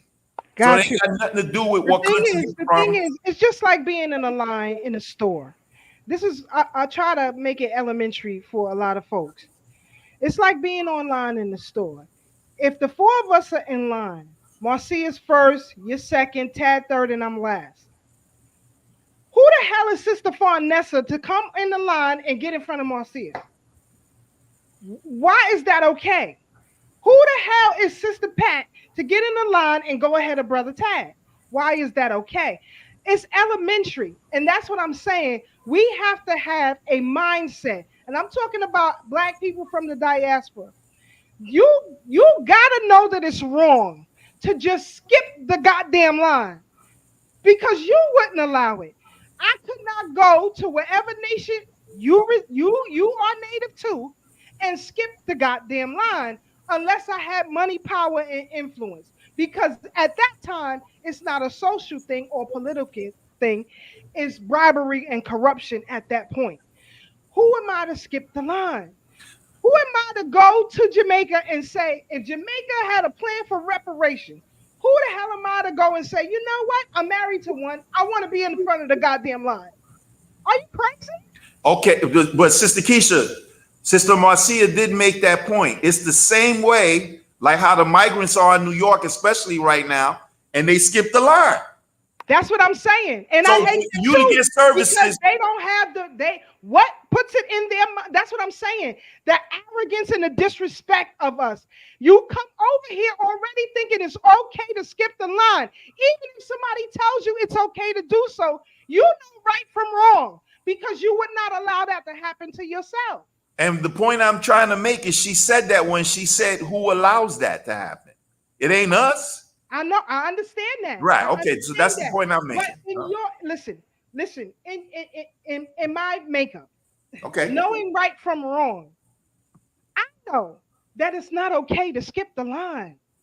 You know that. No matter who tells you it's okay. Even if somebody was in the line in Macy's and say, you know what, go ahead in front of Marcia. We don't care if she's standing there. Get in front of her. It's okay. If she say something, we're going to beat the hell out of Marcia. Just get in front of her anyway. That's problematic. You know right from wrong. And we're acting like we don't know right from wrong. And this is what's pissing a lot of us off, especially me. You know right from wrong. You can't do that. I don't care who tells you. When people come across these shores, a lot of them are told, stay away from us. You here already. You see what the fuck is going on here. Excuse my language. And you still go along with it? To hell with you. For example, 2 children, teenage girls, just lost their lives swimming in the beach. I think Coney Island. Yep. The rough shores. Their parents will tell them to stay away from our children. You never see Black Americans lose their lives over there because we know better. You wanted to go your behind over there because you don't know any better. You don't know any better. Fat Joe, when you came on the block, there was Black people out there that brought you into the fold and said it was okay. You couldn't come over there speaking guala guala and getting on the hip hop scene because it wouldn't have worked, son. It wouldn't have. It wouldn't have. And I'm sorry to all the Jamaican massive out there. We all know in the 80s and the 90s, your whole goddamn dub plate was American music. Stop playing. Right. So that's where I'm at with it. I'm going to get off my soapbox because we didn't let Brother Black go in. Next week, Brother Black is going to start the show with the Earth's inner core and rotation and what's happening with a lot of us right now, which also plays in our behaviors. So Brother Black will lead our show next week. So tune in early, family. We coming down to the end. Sister Marcia, your final thoughts and commentary. We gonna get up out of here, family. All I got to say is, we all got differences. I think these conversations that we're having right now is similar conversations that Garvey and Du Bois were having on who can speak for whom, and we all have to speak for each other. We just have to find a way, because at the end of the day, the same capitalist system that was knocking our ancestors down 100 years ago or 200 years ago is the same system that we're facing. We have to be headstrong and face it as a community, as a nation. All the divisiveness is not helping us. We need common ground. And I don't want common ground to be a bomb, right? I want us to formulate common ground before the bomb drops, because little pellets have been dropping for a long time, but we have to figure something out. As my final thoughts, ladies and gentlemen, the garden is flourishing, and I want time to flourish for us all. It is about putting in the work. You can make time flourish for yourself if you put in the work. And if you've already applied the work, it's just going to flourish because it's on your side. Brother Black? Hey, Sister Marcia, before you leave, can I see that ring on your left hand? It looks dynamic. I want to see it. If I can. Is it Africa? It is. Wow, that's beautiful, sis. Thank you. Thank you so much. You need to big up whoever created it and advertise it next week on the show. Just it's called The Vendor at the African Street Festival. Check The Vendor out. Who knows? Anyway, y'all, it's been a great show. I learned a lot. Thank y'all. Always, it's a Blacktastic Thursday, like my sister always says. Man, there's so many ways we can cover Black music and all the things we talked about. I mean, that's just one aspect of what we do here on Thorough Black Talk. I learned so much, and like Sister Keisha said, we got some important topics to cover next week. But just before I go, I just want to say real quick, we know that things are changing because the Earth core is spinning in a different direction. And that's why I believe Sister Marcia and Tad haven't been arguing as much as they used to back in the days. And I love it, but they're gonna get it popping next week because I made them aware of it. So with that said, it's been a fantastic Blacktastic Thursday, and we see y'all next week here on either the Bronx Harlem or Brooklyn Manhattan Bridge. Peace. All right, family. I just want to thank everybody who tuned in tonight, man. This was definitely a dope show. I really missed y'all, you know what I'm saying? And maybe it is the Earth's core spinning backwards while me and Sister Marcine. Anunnaki control. Yeah, we've been agreeing too much lately. And I know that's you talking to them on Mork from Mork, like Nanu Nanu and Shazbot and all that. You know, but family, my position is always this. Me personally, I don't seek to unite with everyone. So anytime you talk to Brother Tad, if you see me in the streets, if you hit me in the DM, always be clear. I'm not trying to unite with everyone. I'm not living in that fantasy world. I'm not living in that utopia. No kumbaya with me. We got to be clear and direct and be precise in our movement. Other groups are clear on who's accepted and who's not.